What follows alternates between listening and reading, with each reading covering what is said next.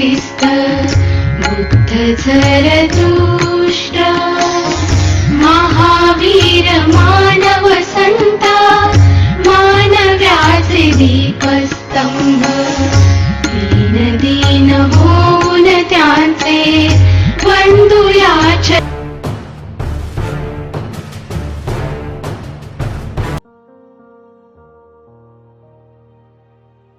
आज हम 12वीं युवक भारती पाठ्य पुस्तक में जो व्यावहारिक हिंदी में 16वां पाठ है मैं उद्घोषक, इसके बारे में चर्चा करेंगे। मैं उद्घोषक इस पाठ के लेखक है आनंद प्रकाश सिंह। इनका जन्म असम राज्य के धुबरी नामक स्थान पर हुआ। आपकी शिक्षा उत्तर प्रदेश के प्रतापगढ़ एवं इलाहाबाद में हुई। आनंद सिंह जी की रुचियां और वृत्तियों ने उनको कविता, लेख, फिल्म, नाट्य और कला समीक्षा का हस्ताक्षर बना दिया। श्रेष्ठ उद्घोषक तथा सफल मंच संचालक के रूप में आपकी विशेष पहचान है। आकाशवाणी मुंबई में 29 वर्ष उद्घोषक के रूप में अपनी सेवाएं देकर आप अवकाश ग्रहण कर चुके हैं। आपने आकाशवाणी के लिए आवश्यक संवाद लेखन करते हुए संवाद तथा संप्रेषण क्षेत्र में अपनी विशेष पहचान बनाई है। आपने विभिन्न सामायिक विषयों पर लेखन करते हुए हिंदी भाषा की सेवा की है। यह लेखन आत्मकथा है। आत्मकथा लेखन हिंदी साहित्य में रोचक और पठनीय लेखन माना जाता है। अपने अनुभव, व्यक्तिगत प्रसंगों को पूरी निष्ठा से बताना आत्मकथा की पहली शर्त है। इसमें लेखक की तटस्थता, घटनाओं के प्रति निरपेक्षता का निर्वाह आत्मकथा को विश्वसनीय बना देना आत्मकथा में इस उत्तम पुरुषवाचक सर्वनाम में लिखना आवश्यक है। इस पाठ में लेखक ने सफल उद्घोषक अथवा मंच संचालक बनने के लिए आवश्यक गुणों का उल्लेख किया है। लेखक के द्वारा कार्यक्रम की सफलता मंच संचालक के आकर्षक और उत्तम संचालक पर निर्भर करती है। मंच संचालक की सूझबूझ, समय सूचकता और भाषा प्रभुत्व समारोह के नए आयाम प्रदान करते हैं। इसी बात पर यह पाठ दिया गया है। इस पाठ के द्वारा आप सफल उद्घोषक और मंच संचालक बनने की आवश्यक कोशिश कीजिए, ऐसे लेखक का मानना है। मैं उद्घोषक हूँ। उद्घोषक के पर्यायवाची शब्द के रूप में मंच संचालक और अंग्रेजी में कहे तो एंकर हूँ। मंच संचालक श्रोता और वक्ता को जोड़ने वाली कड़ी है। मैं उसी कड़ी का काम करता हूँ। इसके लिए मेरी कई नामचीन व्यक्तियों द्वारा भूरी भूरी प्रशंसा की गई। भारत रत्न पंडित भीमसेन जोशी जैसी हस्तियों के मुंह से यह सुनना कि बहुत अच्छा बोलते हो, अच्छे उद्घोषक हो, या मैं तो तुम्हारा फैन हो गया, तो सचमुच स्वयं को गौरवान्वित अनुभव करता हूँ। देखिए, लेखक यहाँ कहते हैं कि जब भी कोई कार्यक्रम हो तो उस कार्यक्रम में मंच संचालक की बहुत ही अहम भूमिका होती है, क्योंकि वही कार्यक्रम की शुरुआत करता है तथा वह आयोजकों को, अतिथियों को मंच पर आमंत्रित करता है। जैसे दोस्तों कहते हैं कि खूबसूरत से एक पल का किस्सा बन जाता है। खूबसूरत से एक पल का किस्सा बन जाता है, जाने कब कौन जिंदगी का हिस्सा बन जाता है। कुछ खास लोग मिलते हैं जिंदगी में, कुछ खास लोग मिलते हैं जिंदगी में, जिनसे कभी ना बिछड़ने वाला रिश्ता बन जाता है। अपनी आवाज, सहज और हास्य प्रसंगों से वह कार्यक्रम की सफलता निर्धारित करता है। पर लेखक का यह मानना है कि वह अत्यंत सफलता पूर्वक उन्होंने ये काम किया है, किंतु उनको ये जो सफलता मिली है वह अचानक नहीं मिली। इसके लिए भी उनको बहुत ही परिश्रम करना पड़ा है। लेखक अपने जीवन की बात कहते हुए कहते हैं कि आरंभिक दिनों में जब वो बचपन में थे तब उनको भी माइक का डर लगता था। उनको तो माइक जो है सांप की फन की तरह नजर आता था। जब भी वह सामने आता था तो जोर जोर से दिल धड़कने लगता था। लेखक अपनी बचपन की याद हमारे सामने रखते हैं। जब 9वीं कक्षा में थे तब उनको गांधी जयंती के अवसर पर भाषण देने के लिए चुना गया था, पर जब वो मंच पर गए तो उनके हाथ पैर थरथराने लगे। कुछ याद किया था वह सब भूल गए। कुछ ही पल में जैसे होश ही खो बैठे, किंतु पुनः उन्होंने अपने आप को संभाला, क्योंकि उनको कुछ ऐसे व्यक्तियों के जीवन प्रसंगों को उनकी याद आई जो कुछ नेता ऐसे हकलाते थे, कांपते थे, फिर बाद में वो कुशल वक्ता बने। ऐसा ही सोचकर उनको ये बातें याद आकर उन्होंने अपनी हिम्मत जुटाई और उन्होंने बोलना शुरू कर दिया। देखिए यहाँ जब हम हमारे मन में कोई डर आता है तो हमें उन लोगों के बारे में सोचना चाहिए जो इसी तरह डर को चीरकर आगे चले गए हैं। और लेखक की बात यही हुई थी। उन्होंने हिम्मत जुटाकर बोलना शुरू कर दिया। वो आगे बोलते ही गए। भाषण समाप्त हो गया। खूब अच्छी तालियां भी बजी, क्योंकि सब लोगों को उनको वाह मिली। कहने का मतलब यही है कि हम छोटी सी हिम्मत करके हम कोई काम करने लगते हैं तो उसी आत्मविश्वास से हमें भविष्य की राह दिखती है। और लेखक ने भी यही बात की, छोटी सी हिम्मत की, और आज वह एक अत्यंत सफल सूत्र संचालक के रूप में प्रसिद्ध हो गए हैं। सूत्र संचालन के मुख्यतः निम्न प्रकार है। 1. शासकीय कार्यक्रम का सूत्र संचालन। 2. दूरदर्शन हेतु सूत्र संचालन। 3. रेडियो हेतु सूत्र संचालन। और 4. राजनीतिक, सामाजिक तथा सांस्कृतिक कार्यक्रमों का सूत्र संचालन। शासकीय एवं राजनीतिक कार्यक्रमों का सूत्र संचालन। शासकीय एवं राजनीतिक समारोह के सूत्र संचालन में प्रोटोकॉल का बहुत ध्यान रखना पड़ता है। पदों के अनुसार नामों की सूची बनानी पड़ती है। किसका किसके हाथों सत्कार करना है, इसकी योजना बनानी पड़ती है। इस प्रकार का सूत्र संचालन करते समय अति अलंकारिक भाषा के प्रयोग से बचना चाहिए। देखिए, जब राजनीतिक अथवा शासकीय समारोह हो तब सूत्र संचालन में प्रोटोकॉल का बहुत ही ध्यान रखना पड़ता है। इसका मतलब है जब हम कोई भी शासकीय कार्यक्रम करते हो तो जो नियम है, सुनिश्चित नियम है, प्रोटोकॉल का मतलब है जो सुनिश्चित नियम है, प्रक्रिया है, उसकी व्यवस्था, उसी हिसाब से ही हमें कार्यक्रम संचालित करना होता है। जो पद है उस पदों के अनुसार नामों की सूची बनानी पड़ती है। किसके हाथों में किसका सत्कार होगा, इसकी योजना बनानी पड़ती है। इस प्रकार के कार्यक्रम में कहीं भी गड़बड़ी नहीं होनी चाहिए। कोई अति अलंकारिक भाषा का प्रयोग करने से या बचना चाहिए, क्योंकि यह जो कार्यक्रम होता है, शासकीय एवं राजनीतिक कार्यक्रम होता है, उसमें समय की पाबंदी होती है, प्रोटोकॉल भी होता है, सुनिश्चित व्यवस्था होती है। तो यहाँ ये सब बातें हमें ध्यान में रखनी आवश्यक है। देखिए, दूरदर्शन अथवा रेडियो पर जो कार्यक्रम प्रसारित किए जाते हैं उन कार्यक्रम की संपूर्ण जानकारी होनी चाहिए।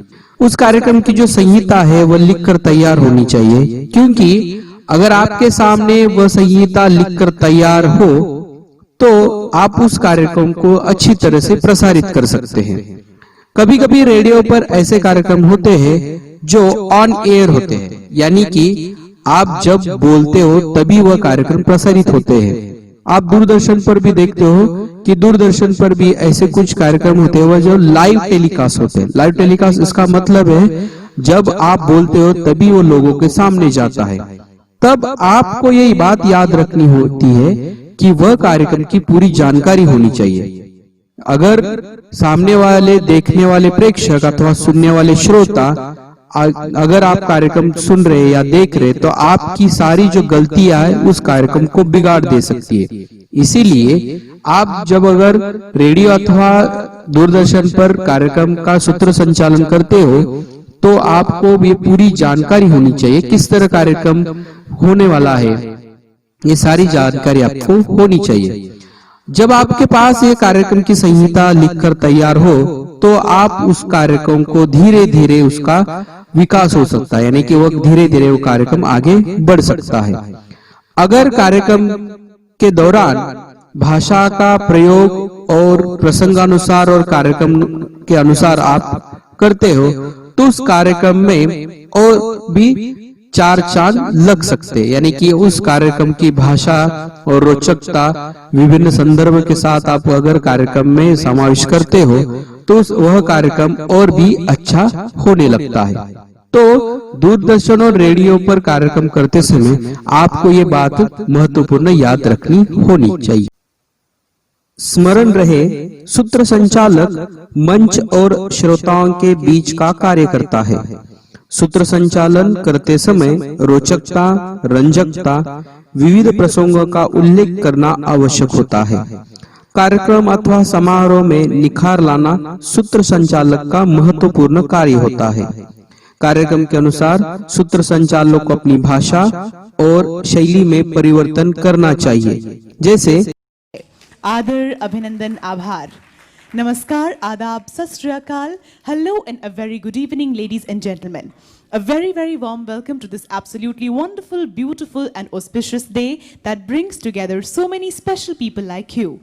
गीतों का अथवा मुशायरे का कार्यक्रम हो तो भावपूर्ण एवं सरल भाषा का प्रयोग अपेक्षित है। तो व्याख्यान तथा वैचारिक कार्यक्रम में संदर्भ के साथ सटीक शब्दों का प्रयोग होना आवश्यक है। सूत्र संचालन करते समय उसके सामने सुनने वाला कौन है इसका भी ध्यान रखना आवश्यक है। अगर आप अच्छे संचालक बनना चाहते हो तो उसके लिए आवश्यक क्या है? तो सबसे महत्वपूर्ण बात है अच्छी तैयारी। आजकल के समय में संगीत संध्या, बर्थडे पार्टी या अन्य मंची कार्यक्रम के लिए मंच संचालन आवश्यक हो गया है। ऐसे कार्यक्रमों में आपको इस कार्यक्रम के हिसाब से आपको तैयारी करनी होती है। जैसे हमारा देश भारत बहुत सारे डांसेस को लिए हुए है और इतने ज्यादा खूबसूरत डांसेस हर प्रांत को रिप्रेजेंट करते हैं। तो आइए एक बहुत ही खूबसूरत सी डांस के साथ इस सेलिब्रेशन को आगे बढ़ाते हैं, मस्ती को आगे ले जाते हैं, सेलिब्रेशन को बढ़ाते हैं, मस्ती को आगे ले जाते हैं। कथक की एक खूबसूरत सी प्रेजेंटेशन आप सभी को दिखाते हैं। मैं जब भी ऐसे कार्यक्रम करता हूं तो ये सर्वप्रथम मैं देखता हूं कि कार्यक्रम का स्वरूप क्या है। वह कार्यक्रम सामाजिक है, शैक्षिक है, राजनीतिक है या कवि सम्मेलन अथवा मुशायरा या सांस्कृतिक कार्यक्रम है। कौन सा कार्यक्रम है ये मैं पहले देखता हूँ। फिर उसी रूप में मैं कार्यक्रम का संहिता लेखन करता हूँ। जो हमने पहले बात कही थी कि अगर आपको कार्यक्रम करना है तो उस कार्यक्रम की संहिता लेखन आपके पास होनी चाहिए। मैं लेखक भी यही बात करते हैं कि पहले वो संहिता लेखन करते हैं। उसके बाद इसके लिए कड़ी साधना और सतत प्रयास आवश्यक है। लेखक क्या कहते हैं कि आपको अगर कार्यक्रम की संहिता लेखन करनी है या कौन सा कार्यक्रम में देखकर आपको संहिता लेखन करना है तो आपको इसके लिए सतत प्रयास की आवश्यकता होती है, क्योंकि कोई भी कार्यक्रम हो वो सफल होने के लिए वो सारी जो जिम्मेदार होता है वो सूत्र संचालक ही होता है, क्योंकि वह दो व्यक्ति, दो घटनाओं के बीच की कड़ी जोड़ने का काम करता है। सूत्र संचालक जो होता है वह दो व्यक्ति अथवा दो घटनाओं के बीच एक कड़ी जोड़ने का वो काम करता है। आपको ये भी बात याद रखनी है कि सूत्र संचालक के पास कुछ महत्वपूर्ण गुणों का होना आवश्यक है। जैसे वह हंसमुख होना चाहिए, विविध विषयों का वह ज्ञाता भी होना चाहिए और उसके साथ सबसे महत्वपूर्ण उसका भाषा पर प्रभुत्व होना चाहिए। आपकी भाषा अगर सरल हो, सटीक हो और लोगों के दिल को छूने वाली हो तो वह कार्यक्रम सफल होता है। कभी कभी किसी कार्यक्रम में ऐन वक्त पर परिवर्तन होने की संभावना रहती है, तो आपको ये बात सूत्र संचालक के पास ये महत्वपूर्ण बात होती है, क्योंकि उस समय शुद्ध संचालक के भाषा की प्रभुत्व की परीक्षा होती है। क्योंकि कार्यक्रम पर ऐन वक्त पर जब परिवर्तन होता है तो वहाँ बहुत गड़बड़ी होती है, किंतु वहाँ संचालक ही उस कार्यक्रम को सरलता से आगे लेकर जाता है।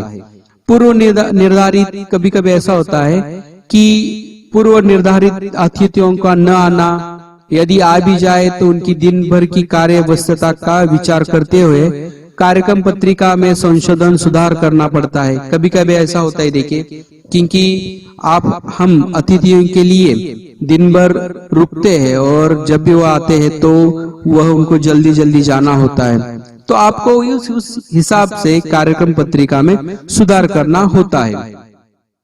आयोजकों की ओर से अचानक मिली सूचना के अनुसार भी संहिता में परिवर्तन कर उस कार्यक्रम का संचालन करना होता है, तभी आप कार्यक्रम को सफल बनाने के लिए तैयार हो जाते हो। देखिए, आपकी कार्यक्रम के संचालक की तौर से आपकी परीक्षा वही होती है जब कार्यक्रम में ऐसी कोई अड़चने पैदा होती है, जैसे अतिथियों का न आना या उनको उस कार्यक्रम में थोड़ा बदलाव करना होता है। तो आपको अच्छे कार्यक्रम संचालक होने के लिए ऐसे प्रसंगों में आप किस तरह कार्यक्रम को संचालन करते हैं, उस पर आपका अच्छा संचालक होना या न होना ये निर्भर होता है। तो आपको उस हिसाब से थोड़ा आपके संहिता को सुधार लेना चाहिए, उसमें परिवर्तन भी होना चाहिए, उसको परिवर्तन के लिए तैयार भी आपको रखना चाहिए। लेखक का मानना है कि सूत्र संचालन का स्वभाव जो है मिलनसार होना चाहिए। अगर वह मिलनसार व्यक्तित्व होता है तो वह उसके सूत्र संचालन में और भी अच्छा होता है। और सूत्र संचालन को अपने विविध विषयों का उसके पास ज्ञान भी होना चाहिए, जैसे भौतिकी विज्ञान, परमाणु विज्ञान अथवा विभिन्न राष्ट्रीय अंतर्राष्ट्रीय नेताओं के सामने आप जब कार्यक्रम का संचालन करते हो तो उस संबंधित राष्ट्र तथा विषयों पर आपको ज्ञान भी होना चाहिए। ये सब लेखक कहते हैं, ये सब सारी चीजें जो है वह चीजें या वह सारी बातें कड़ी साधना गहराई से अध्ययन करते हुए लेखक ने ये सारा विषय उन्होंने प्राप्त कर लिया है। जब वो आकाशवाणी के और सार्वजनिक कार्यक्रमों के मंचों पर वह संचालन कार्य से उनके व्यक्तित्व को और ऊंचाई प्रदान की है, क्योंकि जो संचालन का विषय होता था उस विषय में वह बहुत सारा अध्ययन करते थे, उसके बाद ही संहिता लिखकर वह उस कार्यक्रम में सम्मिलित होते थे। तो इसीलिए वह कहते हैं कि कोई भी विषय में सफलता पाने के लिए आपको कड़ी साधना गहराई से अध्ययन की आवश्यकता है। अगर आप सफलता पूर्वक संचालन करना चाहते हो तो आपको उस कार्यक्रम के संबंधित विषयों पर गहराई से ज्ञान होना चाहिए, आपको अध्ययन करना चाहिए और उसी हिसाब से आपको संहिता भी लिखनी चाहिए, तभी ये सारी बातें सफल हो सकती है। कोई भी प्रस्तुतिकरण और मंच संचालन, ये सारी जो बातें हैं वह आपकी कड़ी साधना गहराई से अध्ययन करते हुए भी आप सफल हो सकते हैं।